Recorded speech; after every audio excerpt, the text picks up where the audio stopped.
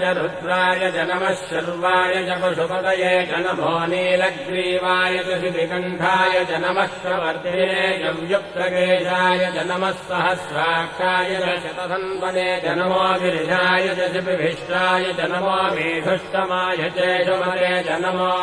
ह्रस्वाय च वामनाय च नमो बृहते च वर्षीयसे च नमो वृद्धाय च संवृद्धने च नमो अग्र्याय च प्रथमाय च नम आशवे चाजिराय च नमः शीघ्रियाय च शीघ्राय च नम ऊन्याय चावस्रन्याय च नमः स्रोतस्याय च दीर्घाय च नमो